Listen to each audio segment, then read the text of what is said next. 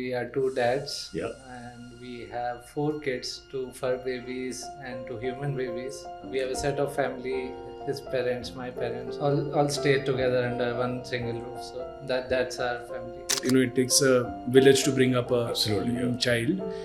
Even the nurse said, we have not seen many heterosexual parents carrying this much stuff which is required, what you have carried in the hospital. That led to us celebrating every day of parenthood, right? Because we have always wanted to. There's something which we were yearning for, right? Your strength of relationship plays out a lot on how happy and joyful you are as parents. Which we still continue to do, right? And I think that is something which is important for all parents, irrespective of their sexuality, to continue doing, because it's important that, as responsibilities grow, we shouldn't start taking each other for granted and the relationship for granted. Said, have you never traveled alone with your father?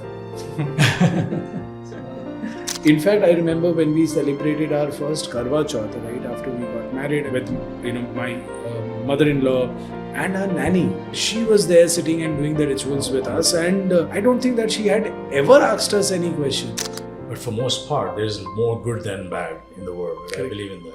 A parent is a parent, regardless of their gender, be it a female or a male. So, right. I think today we need to also acknowledge the fact that fathers have also come a long way in being there for, for their kids, right? And it's something which is required, because you need to bring them up in a way where they start seeing the world as something where everybody is allowed to do what one likes to. Extremely strong individuals to demonstrate that strength. So be very proud of who you are and never let go of that pride.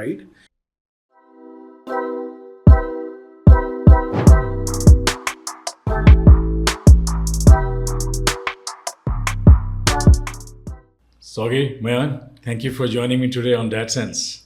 Thank you for having us. It's a pleasure for us. It's great to have you. I've been looking forward to our conversation. Of course, we got connected through Dadsense. I guess you spotted it somewhere in the socials, and it's been really nice to interact with you.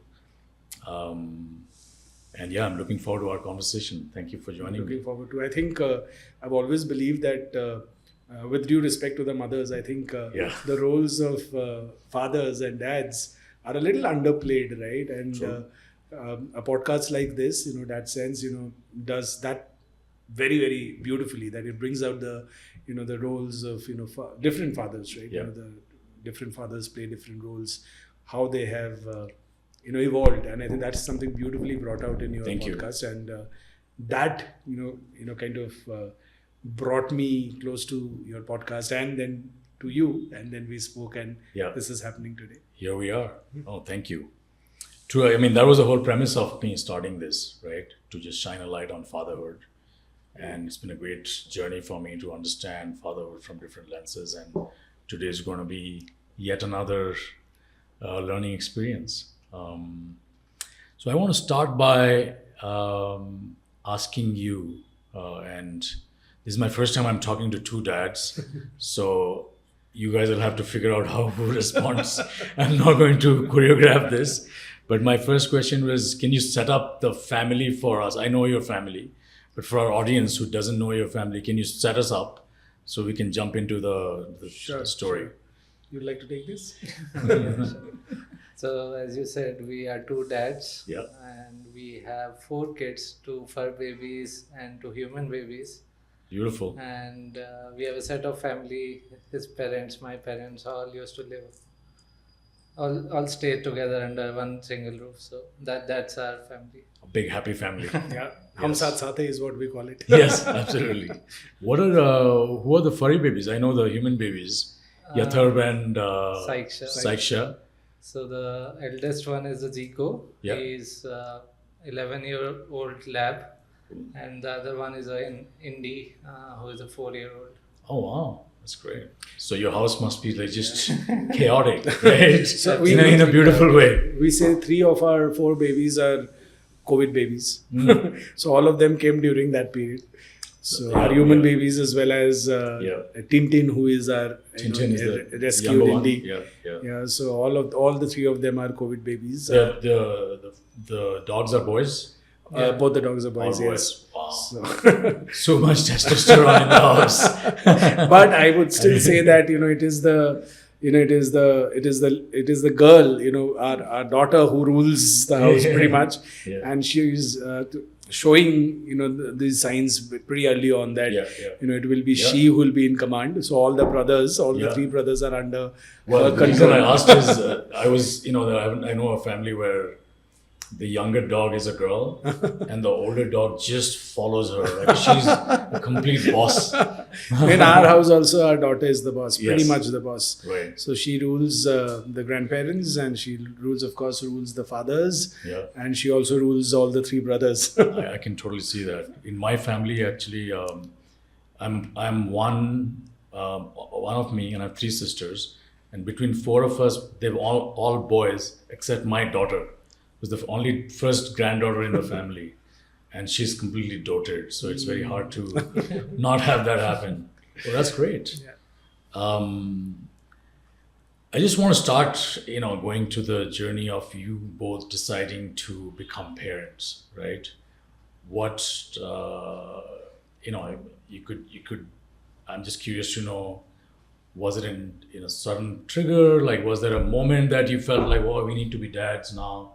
Or it was just an evolution? What inspired you to start a family is the question. So I think for both of us, we started dating way back, right? We started dating in 2012. Yeah. But one of the things, of the many things that we have in common, is our desire to become parents. Right? We always had that. Yeah. And we always wanted to become dads, right? Pretty much early as well. Back in the days, of course, we didn't know how on whether it'll ever happen, right? Because things were very, very different for same-sex couples in India back then. Yeah. We were also in our closets, so of course we did not know, or we weren't sure as to whether it'll ever happen, and if yes, how. Yeah. But if you ask, you would talk about being dads with each other even when oh you were yes, dating. yes. We used to, when we were dating, we always said that we wanted to have kids. We wanted to be fathers. That was something which was always very, very clear in our mind, that this is something which we would want to. All that.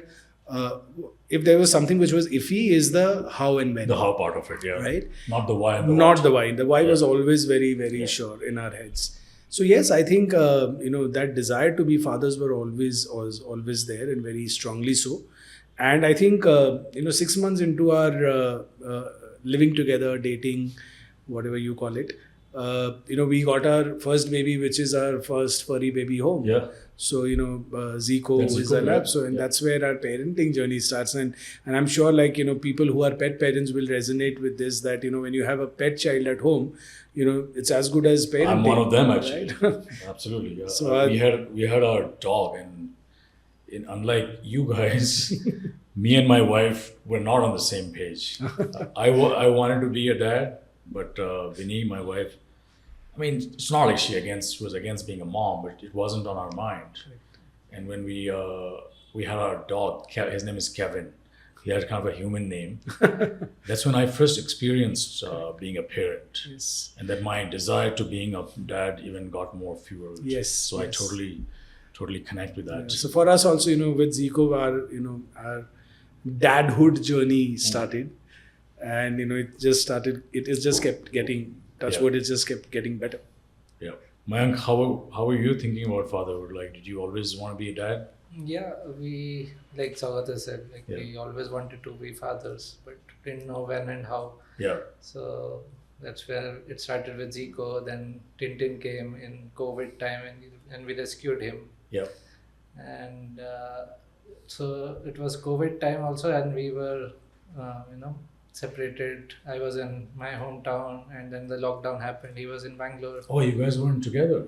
For a couple of months, I would say, during the first lockdown. Yeah. So, and then that's when my mother also pushed, like, if you want to be father, then do it. And that's when I told him, like, she's also pushing, like, she's also asking us to be, Parents. Yeah. Yeah. Set on that journey. So then when I came back here in Bangalore, then we started to exploring the options, and then that's when the journey started. Got it. That's wonderful. One of the other things which we were sure of, while we of course wanted to become fathers, and that was the the first trigger of taking that big decision. But we were also sure of, embarking upon this journey with our parents by our side. Yeah. Right. As they say that, it takes a village to bring up a child. Right. So, we also wanted, because we knew that it's going to be a slightly different journey for us. Right. Because, two fathers bringing up, kids. So we wanted, our parents' support for sure. Right. And hence, as my looks like your mom was already sort of bought in, right? Like she's the one who pushed you a little bit. Yeah, she did. Yeah, so she always wanted to see her grandkids. Yeah. So every grandparents. Yeah. I think eventually all our, so we realized that, this aspiration is very, very strongly etched in most of the parents, right? Totally. I would say at least Indian parents, if I may say so. That they want to see, their grandchildren, right? So, so I think once they had accepted us and our relationship, the next thing was that we would also want to become grandparents. Yeah. So when we, kind of gave them that we were also contemplating that, so they very openly supported us. Of course, we had our discussions around, things which are important to be considered, because this is going to be a difficult journey or a different journey, if not difficult. So they wanted us to also be very sure of the decision that we are taking. But, once we were sure, and when I say we, it was we as a unit, right? Both of us as well as our parents. So once we were sure that we need to do this, and then there was no looking back, right? So, Well, you're lucky to have a set of parents who are supportive, right? Absolutely. Because I totally agree that having help in bringing up a child is so important. Absolutely. Both just physically but emotionally as well. Absolutely. There's so many parents that I know, for some reason, if they don't have their parents' support, for whatever reasons, like there are a lot of things happen, I can see the pain in the parents that my child's not able to see their grandfather or grandmother. So that's definitely something that, I think it's very fortunate for all the parents. Absolutely. And I think in our case, we take pride in the fact that, we've got such amazing set of parents who've accepted us, because it's not easy for them also, right? In terms of, we both are, the only sons to our parents, right? So both of you are just one sons? Yes. Like no siblings either? No, I don't have. I have an elder sister. Yeah, but just one son. But one son, and the expectations that parents have, in Indian, in our culture, yes, from the time a son is born, right? So yes, tell me about it. I know that as well. So and see, the other thing is it's further compounded because our parents also come from small town, middle class, India. So this feeling, of course, this feeling is anyways fairly deep in most Indian parents. And it gets further deeper because, you come from a small town and, you have middle class, humble backgrounds. So this is very, very strong that when you have a son, you start expecting a lot from the son. And, getting the son married, having the son's family, seeing the son's family, all of those things, come very organically to the parents, I guess, right? So I'm sure they also had that.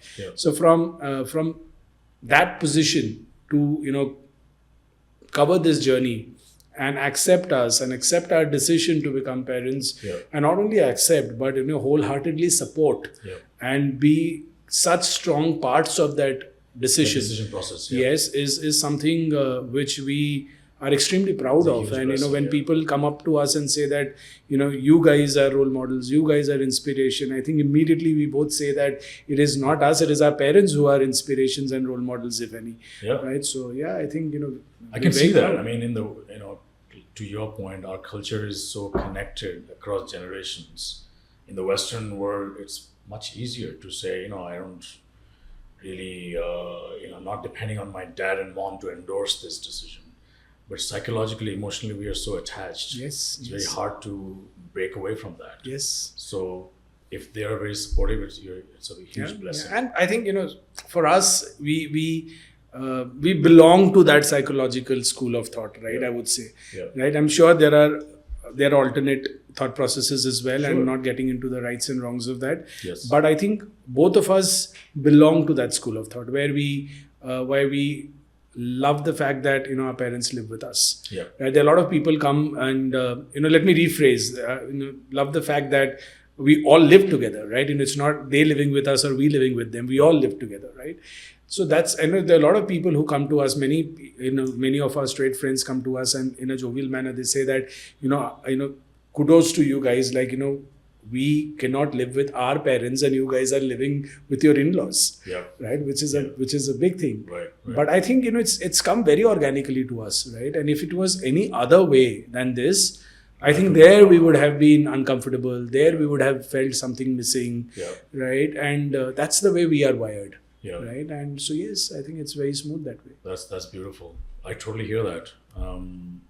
Now, once having done the decision, right? First, your third came. Yeah. And Both of them came around the same time. around the same time. Yes. Got it. Without getting into the whole space of surrogacy and all that, which can be a whole conversation. Yeah. Focusing on parenting, how did the parenting journey take off for both of you? As much as we are intellectually, you understand, we would love to be parents, but it's another thing to live it, right? When you have two little ones at home. But yeah, my focus is more on how did the parenting journey start off, right, for both of you? Yes. How did you, what were your initial experiences? First, having little ones at home, and more importantly, the responsibilities that come along with it. And it's a lot of work in the beginning, right, in the first year. So we were kind of all prepared. So I had a niece before, two nieces in fact, before they were born. So I had some hands-on while he had nothing. But we managed. We got all the things before they were married, like the swaddles, everything, diapers. We kept our diaper bag ready. Oh, that's great. And then when they were born, so even the nurse said, like, we have not seen many heterosexual parents carrying this much stuff which is required, what you have carried in the hospital. So we were pretty much prepared. So we learned the swaddling, how to clean their poops. So we did that initially. So at that time when they were born, so my parents were also not here, so they were recovering from COVID. Yep. And his parents are a little elder, so to my parents, so they were not, able to wake up in the middle of the night. So they require feeding every 1.5 hours initially. So, I know. So we both took the turns, and I got paid leave for 6 months from my office. That really helped a lot. Yeah. But he was also helping how much he could during that time. So we were both doing that. Sometimes he used to wake up, sometimes I used to wake up. We did that all together. They're 4 now, right? Both of them? They're 4 now, yes. Yeah. They're nearly turning 4. 4. Nearly 4. Right. So I think mentally we were prepared, right? I think that is something which helped us a lot, right? In terms of, the entire journey was a very learned journey. It was not something which was, whimsically taken, Sure. right? And I think a journey like this, a decision like this cannot be whimsically taken. It's not like... Well, I'm sorry to interrupt, but that's one of the things me and my wife were talking in some other context. It's not necessarily true, actually. Oh, really? I know, just in my own social, our kids are older, but sometimes we talk about the parent decision to become parents. A lot of parents just find themselves being thrown into parenting. And the way they embrace that journey is very different from your point, which is it's very thoughtful, very internalized, and then you walk in very conscious of what you're signing up for. And so that led to us celebrating every day of parenthood, right? Because we have always wanted to. It's something which we were yearning for, right? It's like, and when suddenly you get something that you've been wanting for years and yearning for it, and you get it, and so you really celebrate that journey. And for us, we've been doing that.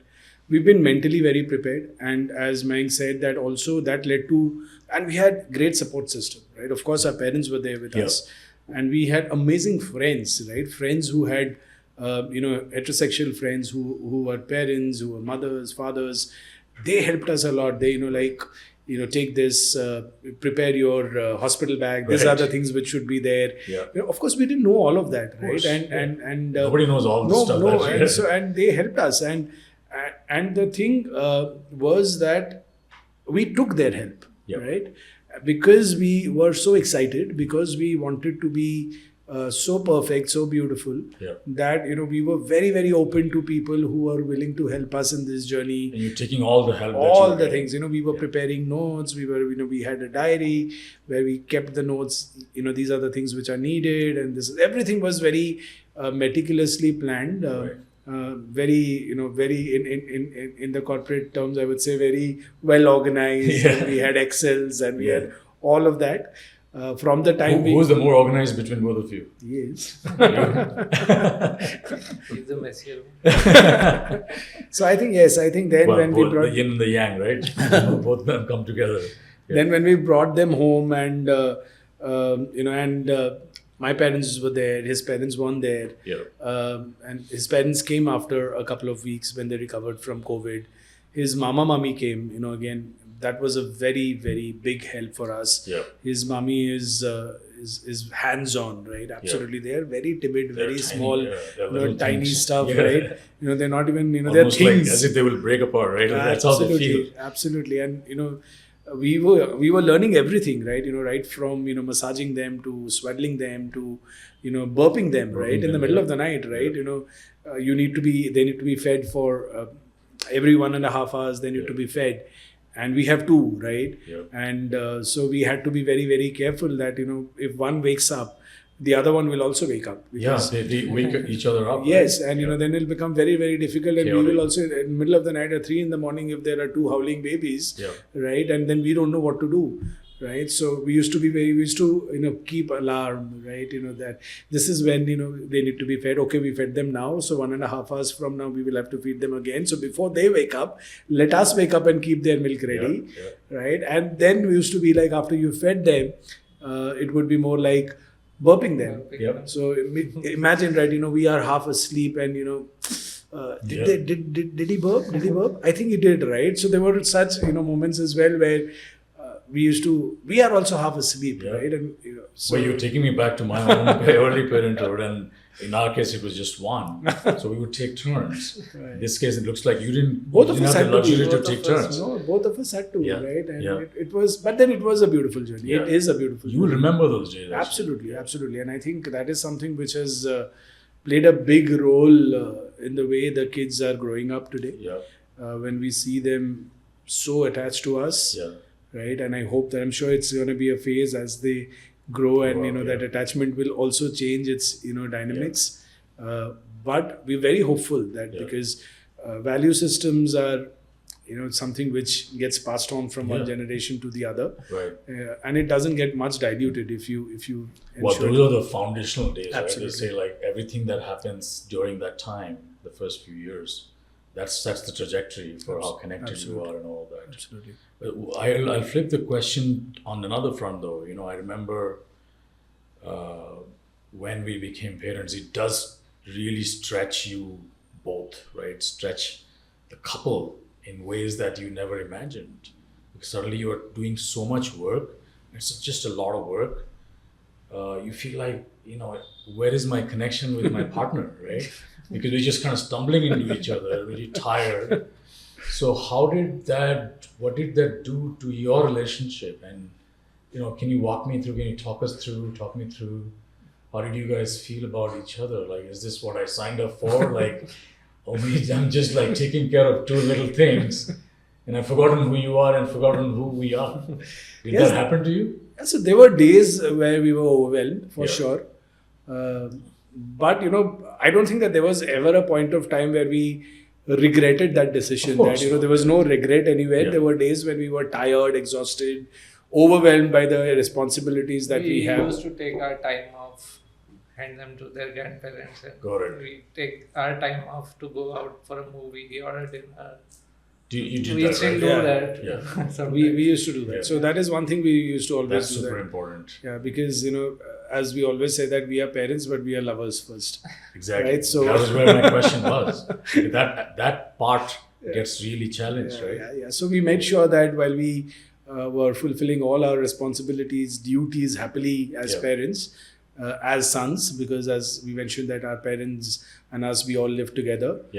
So we have a bunch of responsibilities on that front as well. So we try to do, and we still try to do as much as we can, as best as we can. But important was always that we don't never take each other for granted. Right. So what are some of the rituals you have on that front to continue to nurture your relationship in this parenting journey with 4 kids, 4 babies to take care with parents? I'm curious to, we'll get back to parenting, but these two things are very deeply connected, right? Your strength of relationship plays out a lot on how happy and joyful you are as parents, but you have to fill yourself first as couples. What are some of the rituals you have? So initially, I'd say like we were doing all of the things. We used to take our dogs on the walk early in the morning, then back to the kids, then if needed, parents. So we divided some of the work. So we got some help from outside as well. So that way we reduced our workload so that we can give each other more time. So Got it. So that way we managed. And also, like, as he also mentioned that, we used to make sure that we would go out for a movie or a dinner date at least once a week. Right. And I'm a huge Bollywood fan, and I made sure that I watch the most bakwas of films of also. Movies. Yes. And I would Bollywood bakwas. Yes, so some Bollywood bakwas and some Bollywood good stuff. So I used to kind of drag him. We used to go for movies, and we still do. We go for our dinner dates. We go out with our friends. We go out clubbing. So those are things which we continue to do even then. Those are things which we even do today. That's right. And nice. then it could be as simple as, when the kids have gone off to sleep. Even today we do that. We sit down and maybe we are having our, chamomile tea together. Right. Late in the night, at 11, when the kids are off. And then we're just sitting down together and having our, regular talk of how the day was. Right. And those are things which we still continue to do. Right. And I think that is something which is important for all parents, irrespective of their sexuality, to continue doing. Because it's important that, as responsibilities grow, we shouldn't start taking each other for granted and the relationship for granted. Of course, we should have more respect. Today, I have much more respect for him as a partner than what I perhaps had before we had our kids, because I've seen him, do things for the kids, so much responsibility. So there is a different level of respect, and I'm sure that he has the same for me as well. But that love and that, that feeling of holding each other's hand, that physicality of the relationship should not be lost. Right. And that is something which we've also kept, very alive in our relationship. That's incredibly important. I know as a partner, and that's exactly why I wanted to just shine a light on that. Anything that you'd add, Mayank? I think it's all covered. Now, sort of spreading out the word a little bit, how has been your experience in raising children, particularly outside of your family, right? I mean, it's easy for us to normalize this conversation about being the same-sex dad, same-sex couples. What has been your experience, the beautiful experiences, the positive surprises, not so positive surprises in being dads, raising children, outside of your home unit? So, as Sougata also said, like we were very open to everyone from start, from the hospital where they were born to the nurses or the doctors. So, to our surprise, everyone has been very supportive. That's beautiful. And and even when we got admitted them to the schools, we were very open. So we listened to every school, but we decided where to put them based on our interaction with them. Right? So that mostly it is good, I would say. There were a couple of incidents which were not so good, I would say. Like there was one in the Delhi airport when we were entering together, flying back to Bangalore. With both of our kids, so the CISF staff is there, right? So they check our IDs, and he was like, "Where is their mother?" Right. And we said, like, these are their documents, you can check. We Yeah. are their father. So they checked, and then he went to his senior and checked again. And that senior guy was like, let them go. So then while ending, he said, like, have you never traveled alone with your father? So there were like Right. these kinds of incidents as well. Yeah, I can totally see that. I mean, it's hard to, and to a lot of these people, I mean, it's not like they're not coming at it, intentionally to be in the negative Correct. side. Like a lot of it is ignorance, right? Absolutely. One of my previous guests, he was sharing this just story about how he was taking his baby from Pune to Bombay, just himself, 4-month-old baby. And the cab driver said, "Inki mummy kahan hai?" No, I So- think you're absolutely right. So the way we look at it is these I think kind. it's a world that we are brought in. So Right. everybody associates them. A family as a father and a family as mother, yeah. Father and mother. Yeah. And so as you also touched upon that there are two kinds of when we have a negative experience. Yes. That can stem from two reasons, angles, yeah. right? One is ignorance, where you don't know, right? We've not come across a family like this. Yeah. You don't know a family like this can exist, and hence you react a certain way. Or hence Right. you had a question. Hence you had a question, and Yeah. that question can be put in a different way. Sure. Right? Some people can be softer in the way Yeah. they ask questions. Some people can be a little harsher. Yeah, whatever. correct. That's Yeah. a personality of that person. But it can stem from one, ignorance, and two, it can stem from sarcasm.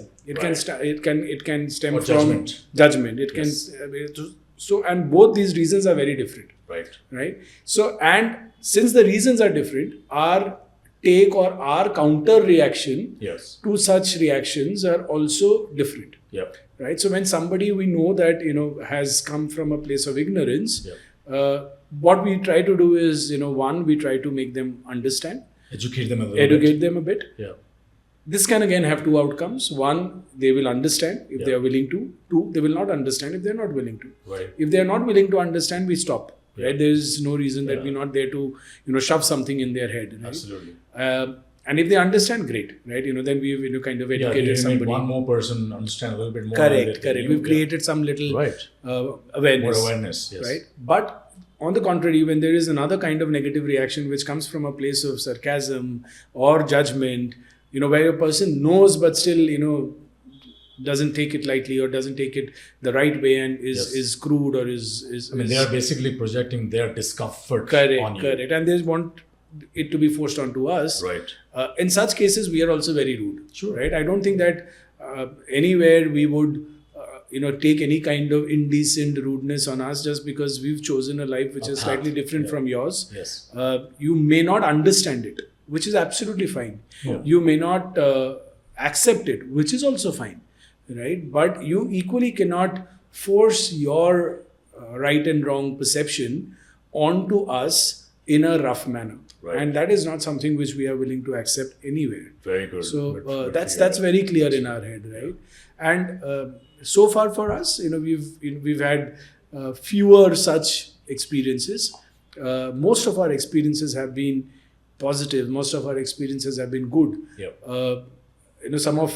So as we said that we live in a family which is a family of parents, grandparents, dog babies. Yeah. We have our maid, we have our nanny, we have our dog walker, and they all come from different walks of life. They all Right. come from different social strata Context. of life, right? And none of them have actually ever come back to us and said anything different. In fact, I remember when we celebrated our first Karwa Chauth, right? After we got married and we celebrated our first Karwa Chauth with, my mother-in-law and our nanny, Yeah. right? She was there sitting and doing the rituals with us. And I don't think that she had ever asked us any question, right? We Such had a beautiful story. So we had another nanny who is a little younger. So she considers us like, the bhaiyas, Yeah. and she knows everything about us. The fact is we've not made an effort, a concerted effort to hide anything from anybody. Yeah. Right. Equally, I think, we've not really gone on the rooftop and screamed Started about it. screaming about it. Right. Yeah. So that is also not something which, because again, we believe that a straight couple do not do that, right? Right. They don't go to the rooftops and start screaming that, oh, we are husband, wife. Right. we are husband, wife. So Right. why do we need to go ahead and do it, Yeah. right? Equally, when somebody comes in and asks us today about us, I don't think that we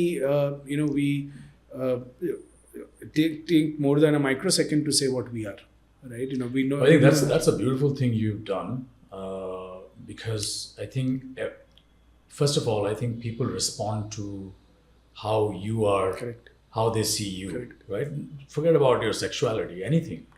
Like our body language is a great mirror of how we are making others feel. Correct. Of course, there are people who, like you said, are intentionally rude or just sort of bit, malicious about it. But for most part, there's more good than bad in the world. Right? I Correct. believe in that. Correct. But it starts with how you're feeling about Absolutely. it. I think that's one of the beautiful things you've done. The other thing is, to your point, I've also realized that,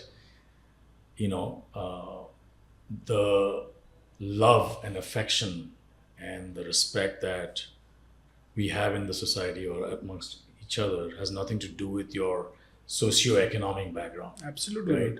right. Maid, or what we call as maid or help, or people who come from so-called lower end of the socio-economic strata can sometimes demonstrate incredibly elegant behaviors Oh, yes. than people otherwise. Oh, yes. So, but this is beautiful that you're, Yeah, I think in our case, we've been pleasantly surprised by such beautiful behaviors coming Yeah. from that's it's social strata more. Yes. Right. Another example that comes to my mind is we have in the society that we live in, right? So we had an electrician yeah, who is from a rural town / maybe a village yeah, of Karnataka. He came to us and he followed us on Instagram. He messaged me on Instagram saying that Bhaiya, I really like your family. It's so nice to see this. oh, Right now, I don't know whether he belongs to the community. He doesn't belong to the community. But for the fact that for somebody like him, who has perhaps lived all his life in that small village of Karnataka, sure, now coming and seeing a family which is, I'm sure he may not have seen that growing up in his back in village, village, yeah, yet be so accepting about it to the extent that he's actually gone ahead and reached out to us and Yeah. has actually said that, okay, I love your family. It's so beautiful to see your it's family. beautiful. Now, those are moments which make us feel that there is acceptance. Yes, Of course, there are negative things Of as course. well. And we talked about it, that how do we deal about the Yeah. negativities that we see around us. But we like to see the positives a little more closely, a little more deeply. and celebrate it. And celebrate, Yeah, right? yeah. So I think that's that way. That's what we life want for to everybody amplify. makes different. Yeah. Yeah. Now, coming to kids, I'm curious to know, both Yatharv and Saiksha, have they started noticing that it's a bit of a different family structure they have from where? Are they going to school? Yeah, they're going to the play school. Have they come back and asked you, Dad, Papa, where's mommy? I mean, my friend asked me, where's my mom? I don't know if I'm asking the questions that are obvious, but I'm just wondering, how are they growing up? Like you were talking about the positive acceptance and the positive reinforcement that's coming from the world. How their experience been? I think they know somewhere. So they in the school also they go to their friends and say like, हमारे तो mummy, Papa or Daddy है. Right. So Who's Papa and who's Daddy? I'm Papa, he's Daddy. Beautiful. So so they see their friends are like they have a mother and a father. Yeah. So even their friends, I was in the society one day, one kid was saying to Saiksha like, मेरे तो mummy papa हैं, आपके पापा और daddy हैं. So other people in the society or in their school also are educating their kids. Right. Like this is also a equal family or Family, a yeah. normal family. Yeah. Got it. So I think they're also a little, while they have They're started very observing young. it, they're a little young. I'm sure like they'll come back with course. slightly more difficult questions. They're not even 4. They're not even 4. Yeah. And right now what they're asking are maybe the tip of the iceberg. They might Yes. ask much deeper, much more serious, borderline difficult questions also for us to answer. Yeah. But one thing which both of us are very, very clear in our head is that we will be very honest to them from day one. Of course, we will, kind of stagger the information, and we will give it in doses that their developing minds can process and absorb. Yes. But we will not hide anything from them. Like, there's not something that they will, because both of us also believe in one thing, that you tend to hide things which you are not sure of. Yeah, which you're not clear inside your heart and mind. Correct. Yes. Or else you know that you are doing something wrong and you want to hide it from others. Yes. In our case, I don't think pertaining to this decision that we've taken in our life, we are very sure and very proud of this decision. Yes. And hence, nowhere will we hide it from them. And these kids are perhaps... they need to know this decision better and more than anybody else. Absolutely. Right? So whenever they come and ask us about this, we will give them that information, the right information, of course, as I said, in a manner that their developing minds can absorb. Right? That being said, right, there are beautiful, again, instances that, one of them I would love to share here. Of course. So our son was sitting and watching TV, right? And, they're at that age where they watch a lot of animated, series. And he was sitting and watching it with my mother. Yeah. And he was watching an animated series on Bal Ganesh, right? Yeah. And somewhere in the story, it was a show, yeah. Yes. So somewhere in the episode that he was watching, Shivji and Parvati Mata also comes in. Yeah. And that's when my, so the son goes and tells my mom that जैसे गणेश जी के लिए शिव जी और पार्वती माता है, वैसे मेरे और मिष्टी is what is our daughter's nickname. Yeah. वैसे मेरे और मिष्टी के लिए पापा और डैडी है. Right? Wow. So this was a very, very it was a moment for us, and it will always remain with us. And we've kind of, it will definitely remain with us, because see, somewhere in their impressionable mind, they are able to associate parents and which is genderless, and that's the kind of upbringing that we would want our kids to have, and that's the kind of upbringing we would want most parents give to their kids. Yeah. And that is a very, very warm thing. And somewhere I think they are also those are early signs for us to believe that they are able to register that in their case there are two fathers, but they are equal to a father and a mother, right? So they're somewhere able to dissociate parenting from gender. Yes. So yeah, I think that is there, and one of the examples that he also gave, that in their school there are kids. We are very open in their school also. Yeah. So their parents, another one instance I would like to share is on their family day, like all the parents were supposed to, come one by one on the stage and introduce their family to 200 other parents sitting out there in the audience. And we chose to go up there and speak about our family, and our family was the only family which was a different family in this sense. Yeah. Otherwise, all were heterosexual father-mother families. Yeah. And there were some 200 odd parents and, their families. We stood there on the stage and we talked about our family with pride in front of everybody else, right? Yeah. Of course, the teachers knew from before, and now all the parents also know it. And none of them have, come back to us with any kind of, prejudice or any kind of differential treatment. More than any negative treatment, we have been pleasantly surprised by the positive acceptance that we've received from the parents. Right. And for us, positive acceptance is when they don't treat us differently. Yes. Right? We don't want to be treated differently as parents, because a parent is a parent, right? Yep. So, and that's the kind of acceptance that we've seen from most of the parents in our kids' school so far. Right. And that's very beautiful, right? That's amazing. Yeah. And they talk about, so when their kids say that, as we have Mummy, Papa, Yatharv Saiksha has, they have Papa, Daddy. Right.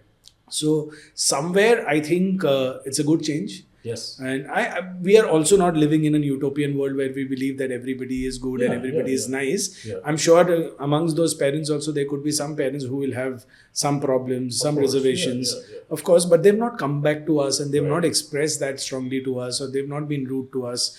I'm sure it's been a journey for us from where we started to where we are today.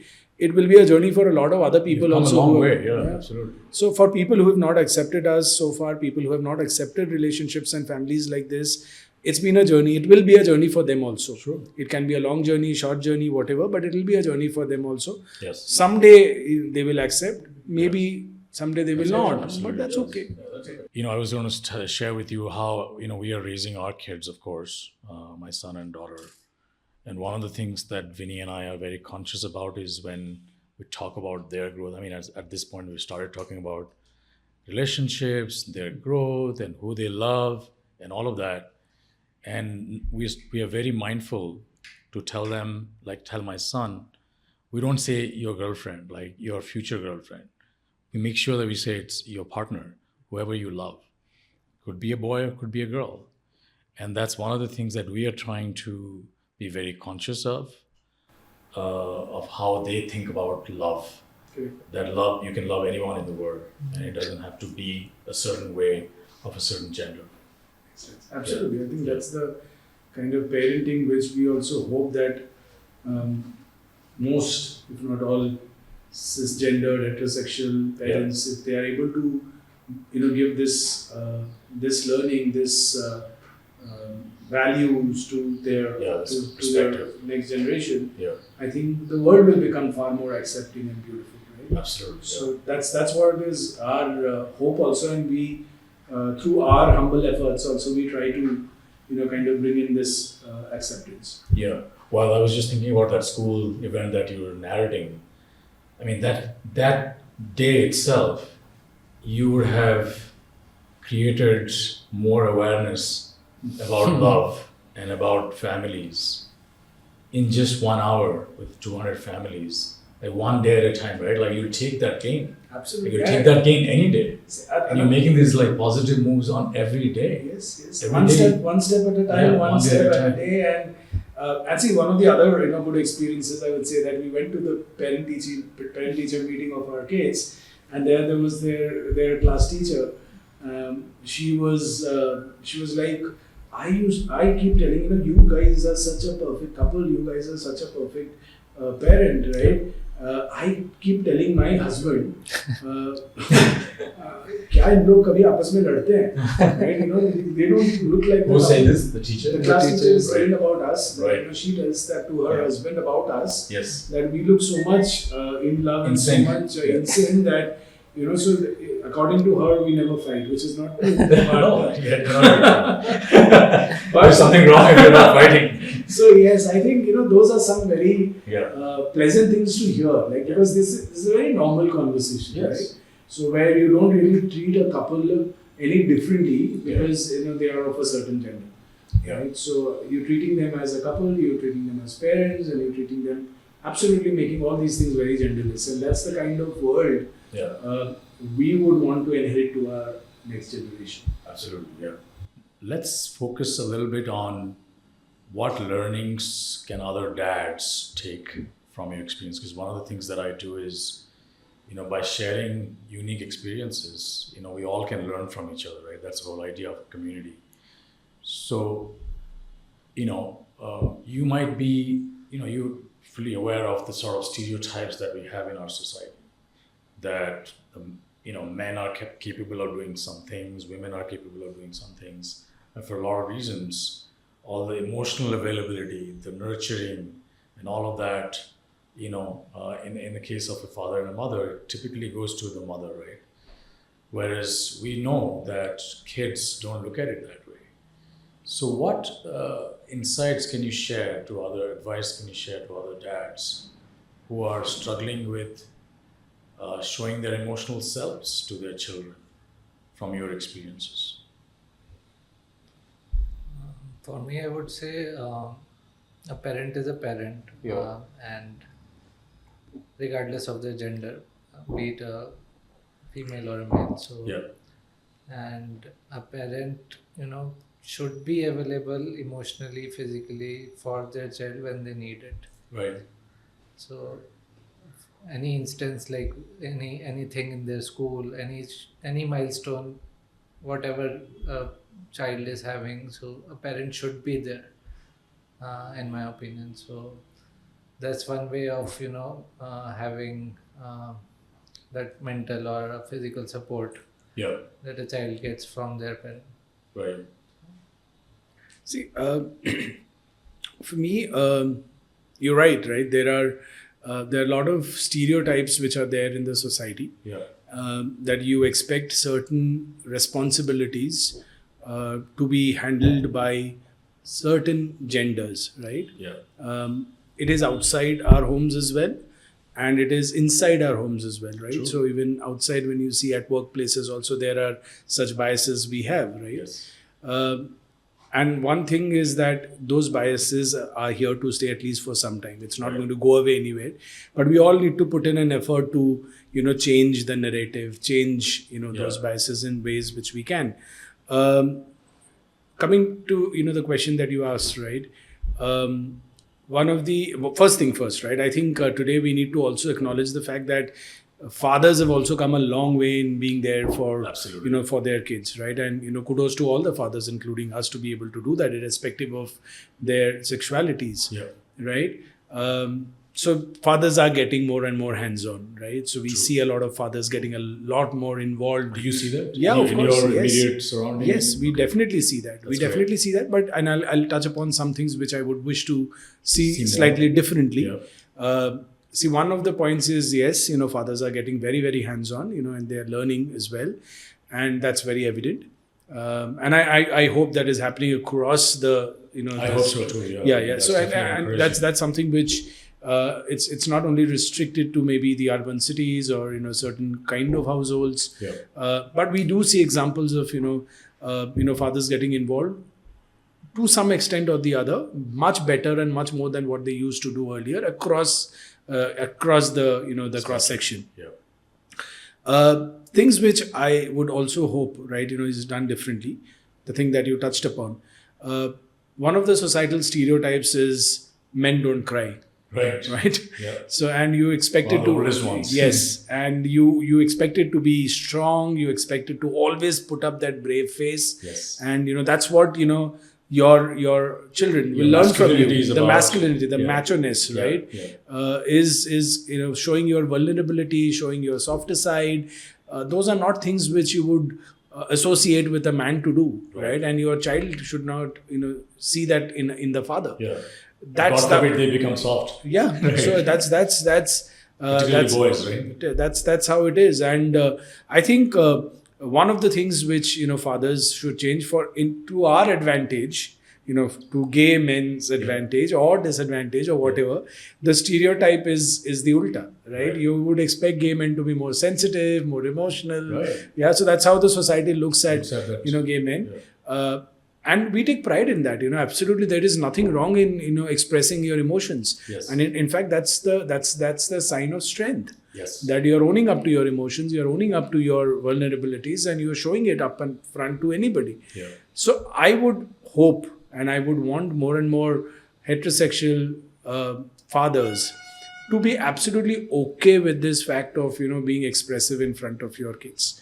Right? There is nothing wrong, right? There is absolutely nothing wrong in being expressive to your kids, showing your softer sides, because trust me, it is, you want your kids to learn emotions. Yes. You want your kids to learn every emotion, right? And Not just one. Not just one. Yeah.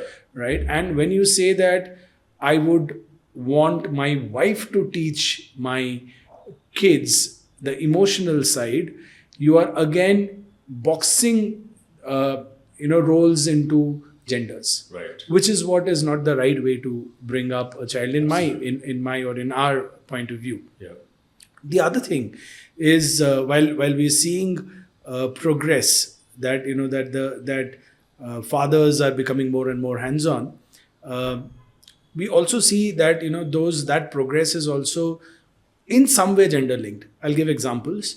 So while dropping your child to school can be done by the father, Right. but packing the lunchbox is done by the mother. Right? Yeah. Another example is while your father will help you do your science and maths homework, the arts and crafts is done by the mother, right? very well Now said. those are again stereotypes which are subconsciously there in our. So seemingly there's an equal distribution of Correct. shared responsibility, but if you double click, who is doing what? Yes. Has a gender associated. Yes, Yeah. which is Yeah. which is Very there good even point. today, right? Yeah. And the breadwinner is associated with men. With most- fatherhood. With the Yeah, father. Yeah, mostly. yeah. so a father will go And to office. daughter, it's supposedly to be having a mother, like they should be close to their mother. Yeah. Those kind of Or stuff. who's is helping also- them in the kitchen. Correct. Yes. Correct.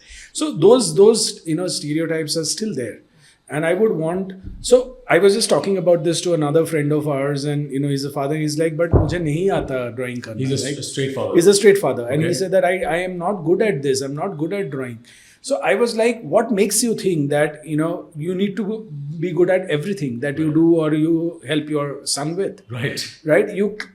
One of the learnings that you can give is, see, I'm not good I at don't this. know this, but let's I'm learn trying. together or something. I'm learning with Yeah. you. I'm trying. Yeah. Now, is that not a very, very strong It's learning very that you close. will pass on to your child, saying that my father or my mother is not an expert in everything, but they have taught me to try and learn because I have seen them to try Do and that. learn. Beautiful. Right? Isn't that a more powerful learning Lesson. that you would pass on to your child? Yeah. So he appreciated that, right? And I think that's something which I would want, the straight households to change.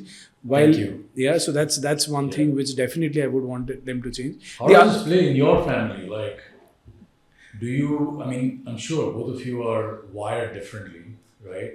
You bring unique sensibilities to your family. How does this play in your house with kids? Of course, we have, we are also no different in terms Yeah. of, on certain skills, I'm better on certain skills, he's Yeah. better. But again, we practice that at home, right? Right. It's not that if the arts part I'm good at, Yeah. right? He is good at the more, studies and all of that. Yeah. But we do take responsibilities on the other side as well. So it's not that everything which is artsy is done by me. Right. Equally, not everything which is, homework at school is done by him. Yeah. So we do make sure, we do all of that, right? Yeah. And we balance it out. Similarly, by virtue of ours being a two-father household, Yeah. such gender roles are not very definitive, right? It's not there. It's more malleable. Yeah. So, so packing, the lunch boxes, they see both of us doing, or dropping them to school, they see either of us doing. Yeah. So there is absolutely no gender-based role which our kids are seeing at. Well, which is why I'm so- asking this question to you, because for all the straight fathers listening to you, watching you, can take a leaf out of this, that it's really more self-imposed than Absolutely. what might be the reality. Absolutely. Like you told your friend, Absolutely. and who knows, he could be really great at art. And let's not shy away from even if he's not good at arts, right? So let's not shy away from showing your your not so talented side to your kid. What's wrong, Agreed. right? Because at the end of the day, we are humans, and humans are flawed, Yeah. right? And So humans are always learning. absolutely, and see, we don't really want our kids to grow up and think that our parents are perfect. So Because a that's a very, very wrong message to pass on to your kids, Yeah. right? You would want your kids to look up to you for your perfections and your imperfections as well, Yes. right? That's how it's the is the bringing up more holistic in my view. That's one of the things that, particularly for girls, Yeah. right? Again, to your point, socially, boys can be messy, right? Boys has messy pants or hasn't done his hair. Nobody cares how the boy is showing up. But for girls, somehow they have to be perfect. Perfect. Right? They have to be well dressed. The hair needs to be done properly. If they are messy, people, it strikes to people faster than it strikes to men. So I think your point is a very good one, and it's there are many layers to your point actually. Even when we are teaching skills to our kids, Yeah. we make sure that both of them get all the skills. Yes. So if it is to do with working in the kitchen, if doing the utensils, we make sure that both of them are doing it. If it is to do with cleaning the room or folding the clothes, we make sure both of them do it. So there is nothing, absolutely nothing. Or if it is even to do with going out there and playing football, we also encourage our daughter to do it. Yeah. Right. So see, over a period of time, we will realize that they have a general inclination towards certain things, right? Of course. So, and they have started to show that, right? Sure. So we have started to see that our daughter loves to dance, loves music. Sure. Our son is not so much into it, Yeah. right? So we will not force him to, do something where he doesn't have a general inclination towards. But equally, we will not coax him away from something which he has an inclination Just for because he's a towards, boy. just because he's a boy, Right. Yeah. right? But at the starting age, when we don't know, where we are also kind of discovering what they like, what they don't like, what are their inclinations. personalities, at this point of time, we are not really forcing one thing to somebody, and we're not forcing that, or forcing is the wrong word. I would say that we're not really teaching one thing to somebody, and we're not teaching the other the same thing or the same skill because he's a boy or she's a girl. Yeah. Right, so that we are keeping very, very gender agnostic in terms of what we are trying to teach to our kids. Now, that is something which I would want all, straight households and straight parents to also do, because that's something which is required. Because you need to bring them up in a way where they start seeing the world as something where everybody is allowed to do what one likes to do. Yeah. Right, that's very important. Yeah. The other thing which and slightly more personal, and I would say a little biased as well, is I would want more and more straight households and straight fathers to talk to their children about different kinds of families that exist around you. Right, let us not let's stay away, and this is maybe an extension of what we spoke, right? Yes. It's not about only families. When we talk about families, we only think about father, mother, kids, unit, a unit, and in right. some cases grandparents, and we think that only that's perfect, only that's complete, right? But there are so many different kinds of families around us which are equally perfect, beautiful, amazingly inspirational in some cases. Yes. So it's very important to also make your kids aware of such families, because as they say, your home is your first school. Yeah. Right. So what you learn at home, stays with you for life. Yes. So it's important that you give that message also to kids, saying that there are different kinds of families. So it could be a single parent family. It could be a guardian based family. Like, COVID has taken away a lot of parents from kids, unfortunately. Right. And they are growing up with guardians. They're growing up with grandparents. So, and is their family any less complete in any way? Absolutely not. Right. True. So those are also messages which I would want, fathers, also mothers, to pass on to their children. That's beautifully said. Yeah. Thanks for passing that message. And I'll be definitely mindful of and intentional about sharing this message, which we do. But I think this is a great reminder for us to continue to celebrate all kinds of differences and families, because they're all equal. Absolutely. Yeah, absolutely. Which actually brings me to the interesting segue that we talked about during the break, which is, our journeys and life experiences. While you have a situation and you kind of experience certain things in the society, but you share that you might be a little bit more privileged than some other folks who may not be as privileged. We talked about intersectionality. So looking at the world through the lens of gay or straight is not enough. You add other layers like Muslim or Dalit or from different backgrounds, different cities, can make your life experience totally different. So how do you see that playing in from your worldview? See, one of the things which I would say is, first, of course, both of us acknowledge that we come from some privileges. Yes. Right? But the other thing It's very humble of you to Yes. But I would also say that in the same breath, I would also say that we've also worked hard for these privileges. Right. They were not served to us on a platter, right? We also come from middle class, small town, late 80s, early 90s kids, we've not seen things like this around us. Yeah. So we've worked hard for this privilege, and somehow things have worked out for us, right? But that said, you had some inherent sort of advantages. Of course, we come from, educated parents, educated background, maybe our social circles were also similar, right? Sure. So those were some privileges which were born into, right? Yeah. We didn't choose the house we were born in, right? Right. But other than that, of course, we also fought for some of our privileges. It's not been an easy walk in the park ride for us, Yes. right? So we've also had our, ups and downs and bad days and horrible days, True. right? So, but we acknowledge that today we come from a place of privilege. Yeah. There are a lot of people within the community or outside who do not come from places of privileges.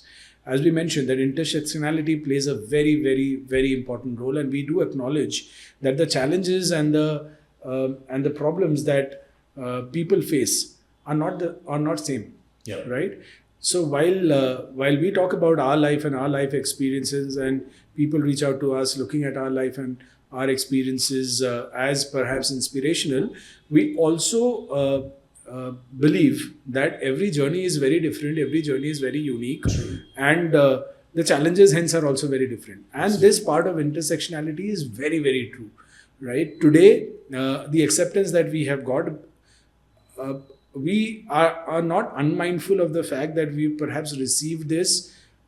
One of the reasons is because our gender expressions are also very similar to the gender expression of the heterosexual cisgendered society, which is the majority, Right. right? Yeah. Our life, our sexualities could be, as they say, sexuality and gender are very different things. That's right. So while our sexuality can be gay, which is a minority, Yeah. but our gender expression is very cis, Right. right? Yeah. So we are cis gay men, Right. which makes us, while the gay part is something which is a Which is part of minority, a but minority, the cis yes. part is part of the majority, Sure.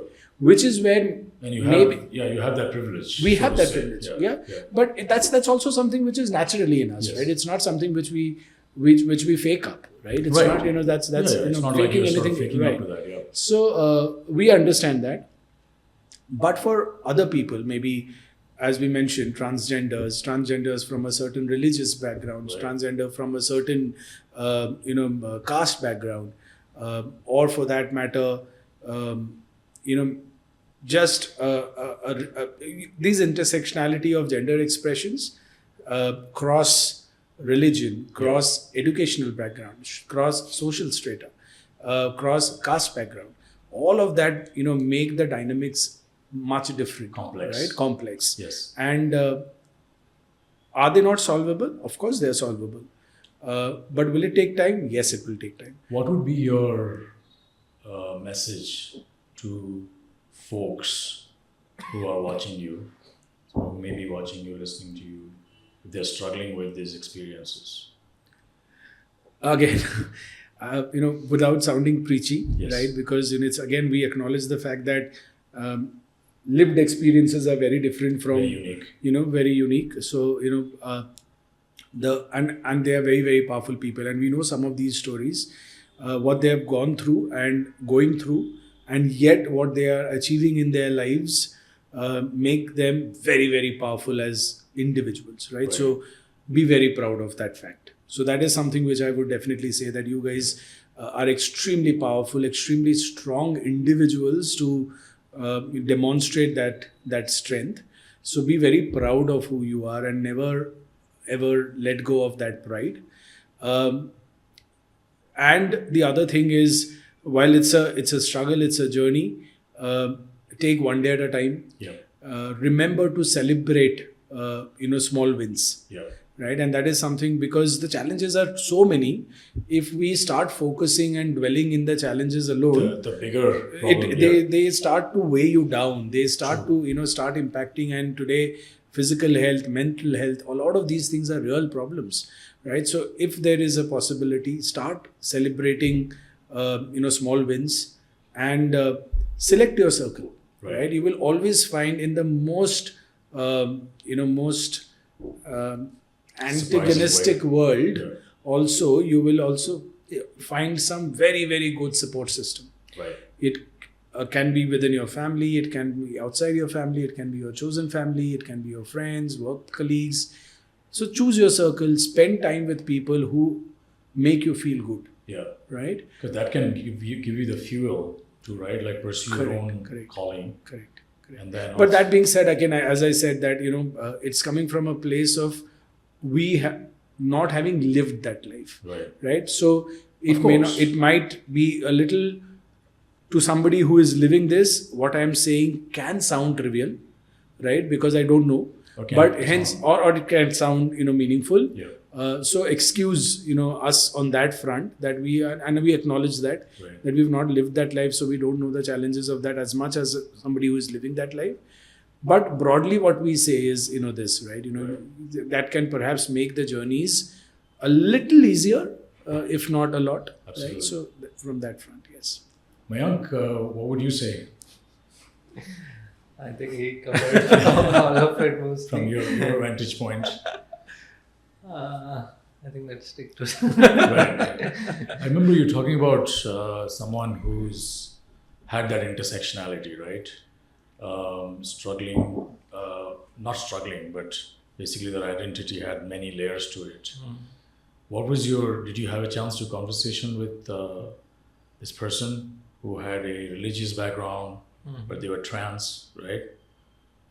So I interacted with them as a person, like she's an absolutely amazing person. What was their background, if you are comfortable to, without naming, obviously? Like, what was the intersectionality there? Yes, she's a trans woman from Kashmir and has adopted a kid. So she's a mother as well there. So living in Kashmir and having this kind of intersectionalities, it means a lot, and she's doing a great job for herself, I would say. And as a person, I loved her vibe, everything, stays positive, and matches like what Sougata was saying to the people who vibe with them. Right. So that's the mantra for staying positive. Yeah. I think that point on creating a community, supportive community, is a good one. It doesn't matter where you come from, right? That's a very important one. Well, thanks for sharing. The other thing I wanted to also thinking about, gay couples who are thinking about being parents. I mean, your journey is a wonderful one and worth celebrating. I'm pretty sure there are gay couples out there who are on the fence of becoming. How do they go about this journey of becoming parents? What would be some of your just steps and advice or suggestions, however we may call, for them if they really are keen on becoming parents? So, if you're very sure of becoming parent, then there's, I think, no second thinking about it. And whatever path you will choose, deep inside right, you are going to be a great parent. So I would say just go for it and embrace the journey. Two things I'll add here. Like, today, if you're in India, the surrogacy laws of the country have changed. Right. So read it up. Right. It doesn't allow single men or single women as well.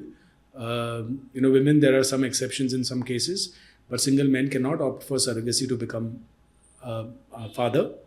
Right. So read up that law, change of law. That law got changed in December 2021.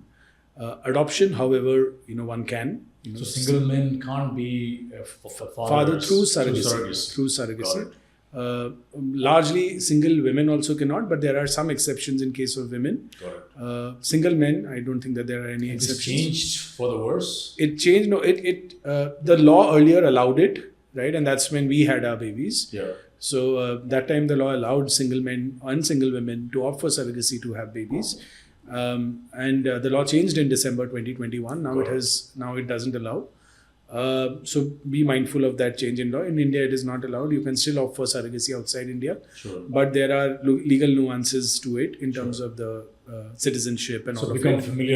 Become familiar of the law of the land, right? You don't really want to do anything which is illegal, right? You are bringing a life in this world or bringing a life in your world, right? You would want to follow the law of the land, which is how it should be done also. Absolutely. So be very, very aware of that. Take legal expertise, speak to people. We are not experts.